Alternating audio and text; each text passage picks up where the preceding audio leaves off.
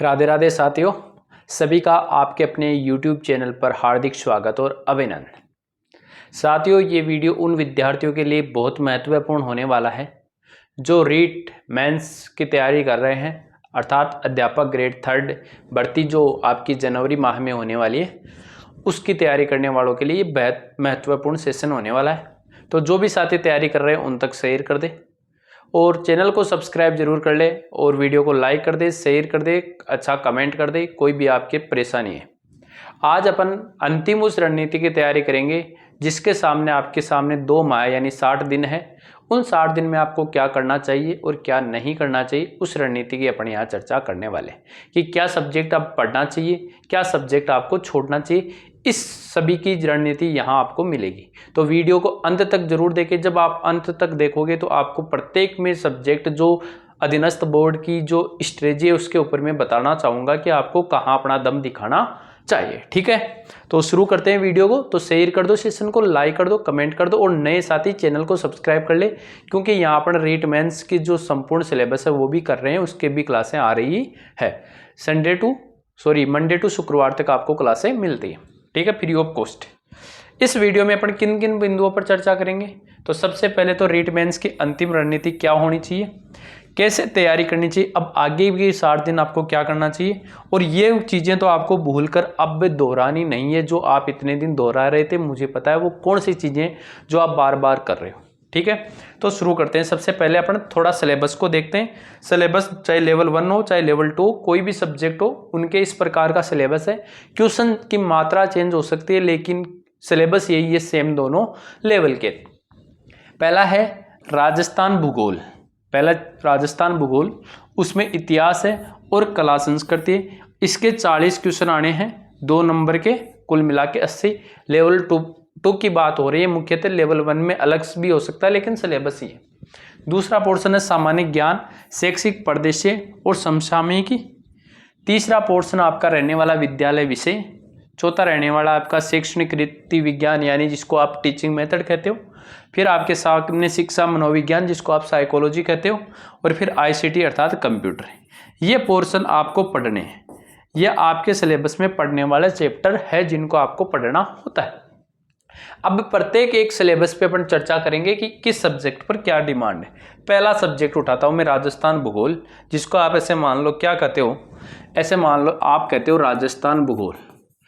राजस्थान आपके सामने भूगोल है, प्लस में आपके सामने कला है और प्लस में इतिहास है। सर आपने इतिहास को बाद में क्यों लिखा, इसके पीछे भी एक रीजन बताता हूँ मैं। देखो, आपको राजस्थान भूगोल, कला और इतिहास को अब है ना, आपको उन राजा महाराजाओं के पीछे नहीं पढ़ना है जो पढ़ने में बहुत अच्छे लगते हैं। वहाँ आप चाहे किसी का ऑनलाइन क्लास ले लेकर आज तक पढ़ लिया, कोई दिक्कत नहीं। अब आपको उन राजा महाराजाओं के हाथ नहीं लगाना है। सर उनका क्या करोगे, उनके लास्ट में मैं आपको PYQ करवा दूंगा।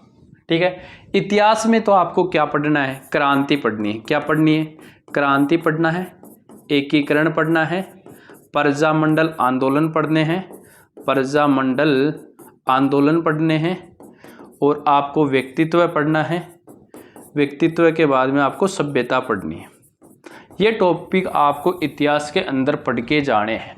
सर इनको कैसे पढ़े, इनको देखो, अब जितना शॉर्ट मैटर होना वैसे पढ़ना, जितना शॉर्ट हो सके, जितना ऐसा आपके सामने कंटेंट होना चाहिए जिसका आप बार बार रिवीजन कर सको। यानी इनको पूरों को कितने घंटे में पढ़ सको, 1 घंटे में। ऐसा चैप्टर आप इनको यहाँ से पढ़ना है।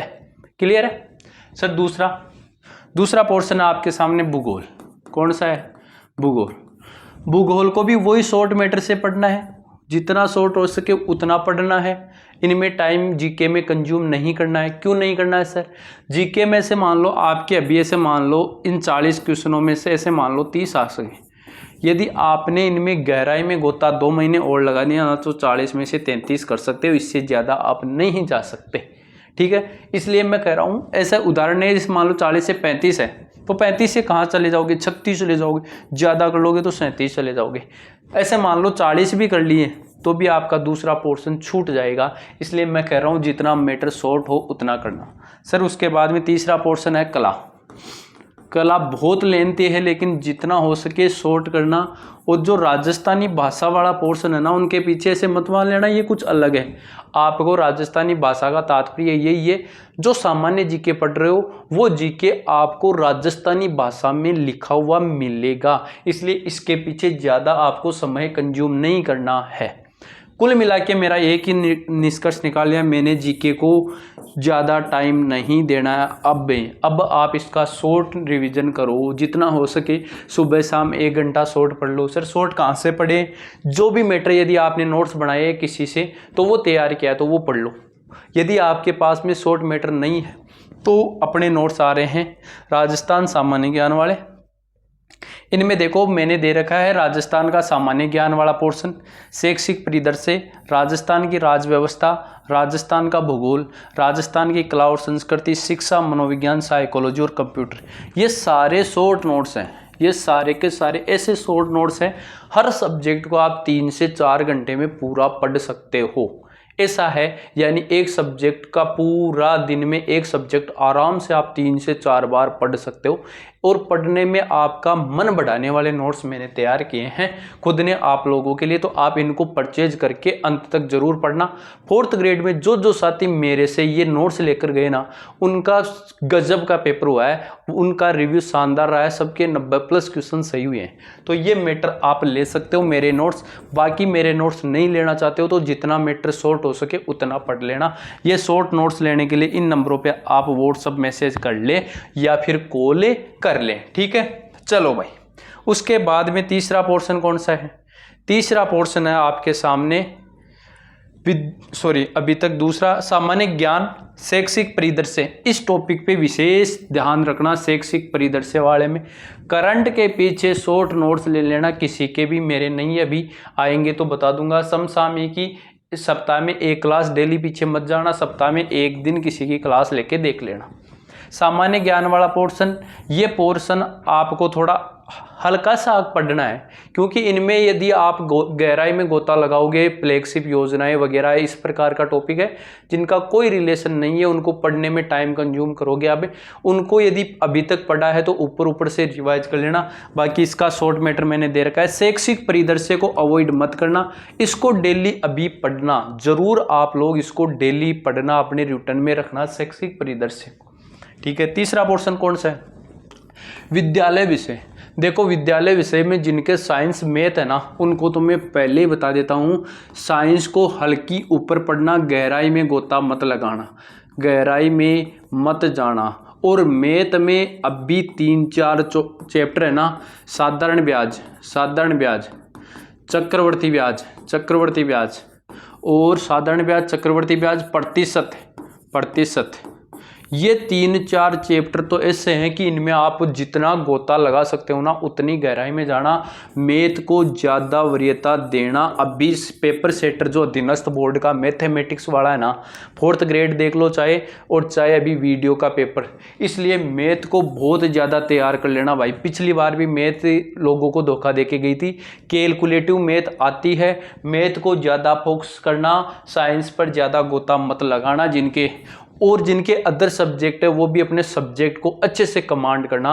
सब्जेक्ट में यदि आप जितनी लीड ले लोगे उतनी लीड जीके में, वो कॉमन लीड आएगी, जितनी लीड आप सब्जेक्ट में लोगे वो आपके प्लस पॉइंट रहने वाले हैं, क्योंकि जीके लगभग सबका तैयार है, क्योंकि सभी सारी एग्जाम्स देते हैं।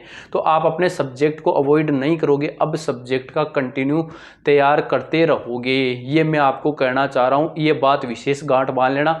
और साइंस मैथ वाले तो अपना मैथ सब्जेक्ट को बहुत तैयार अच्छा करना है। ये 3 चैप्टर तो बहुत गहराई में तैयार कर लेना, साधारण ब्याज, चक्रवर्ती ब्याज, प्रतिशत और एक लाभ हानि।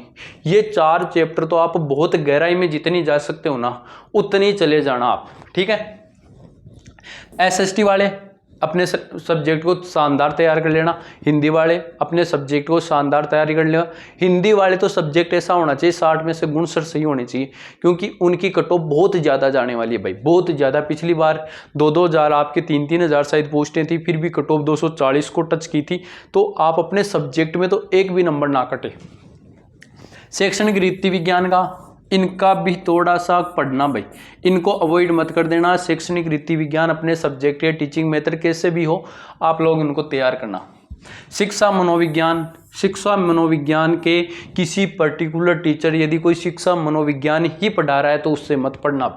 मैं एक बात विशेष बोल रहा हूँ, उसके पीछे का कारण क्या है, क्योंकि अब गहराई में जाने का टाइम नहीं है। जैसे आज आप किसी का कोर्स परचेज कर रहे हो और फिर उसको लंबा खींच रहे हो, अब वो टाइम नहीं है। अब है आपको शॉर्ट मैटर, जो टीचर आपको शॉर्ट में पढ़ा रहा है, शॉर्ट जितना करवा रहा है, इतने दिन तक आपने कर लिया, अब आपके सामने शॉर्ट मैटर होना चाहिए। अपने भी शिक्षा मनोविज्ञान के शॉर्ट नोट्स है, शानदार वाले गजब के नोट्स है, शिक्षा मनोविज्ञान साइकोलॉजी के लगभग 140 पेज के नोट्स हैं, जिनको आप अब है ना कम से कम 10 बार पढ़ सकते हो और टू द पॉइंट लिखे हुए नोट्स हैं।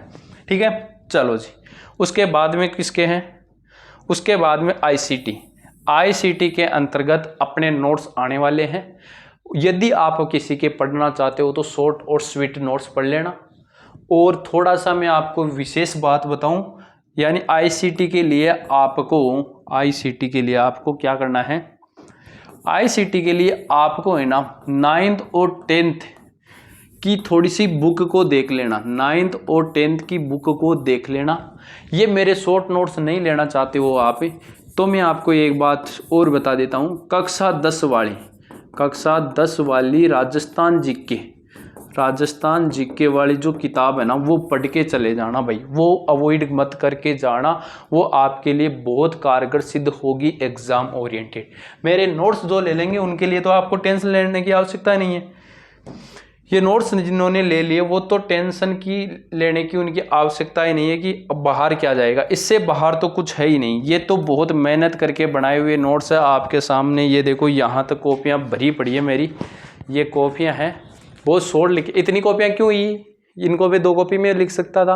पढ़ने के लिए अच्छा बने मैटर, पढ़ने के लिए क्या हो, अच्छा हो, आपका पढ़ने में रुचि जागृत करने वाला मैटर हो, वो मैटर मैंने लास्ट के दिनों के लिए तैयार करता हूँ। मैं हमेशा करता आया हूँ, 4th ग्रेड में भी तैयार किया था। तो शानदार कंटेंट, टू द पॉइंट, पढ़ने में मज़ा आ जाए।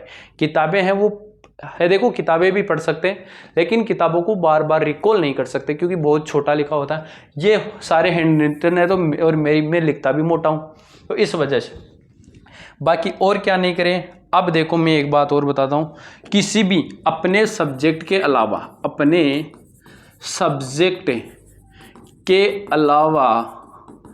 किसी को 1-2 क्वेश्चन के लिए गहराई में गोते ना लगाए। क्यों? क्योंकि 1-2 क्वेश्चन के चक्कर में आप अपने सब्जेक्ट को भूल जाओगे, और अपने सब्जेक्ट को इस एग्ज़ाम में यदि पीछे छोड़ दिया ना तो फिर आपको लेने के देने पड़ सकते हैं। अपने सब्जेक्ट को शानदार करना, जो सब्जेक्ट में लीड ले सकता है ना वो कहीं लीड नहीं ले सकता, ध्यान रखना, क्योंकि और सब्जेक्ट सबके इक्वल होते हैं।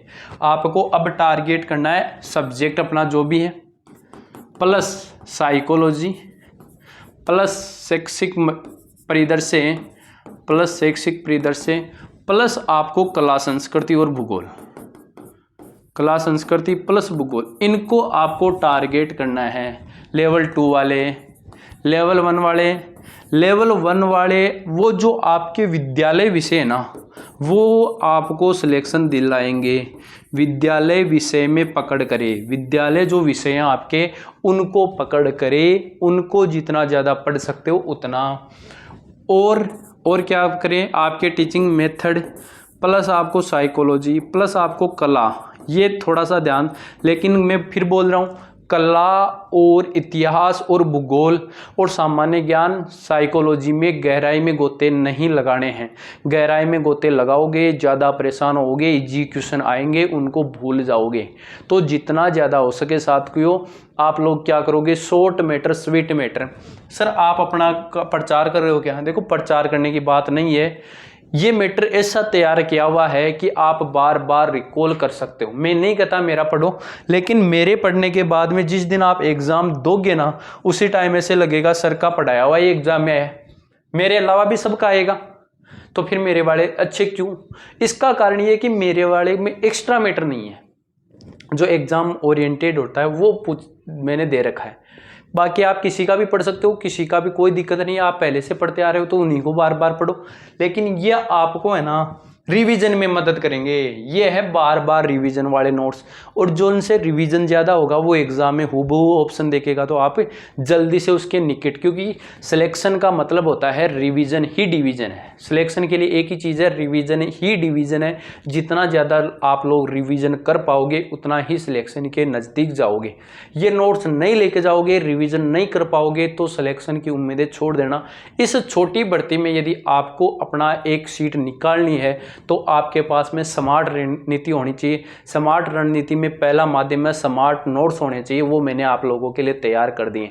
केवल आपको परचेज करना है, बार बार पीडीएफ का प्रिंट निकलवाना है। पीडीएफ दूंगा, पीडीएफ का प्रिंट देने के बाद में आप उनको बार बार यानी एक पेज में आपको मुश्किल से 10 मिनट नहीं लगने वाले, कई पेज तो ऐसे हैं।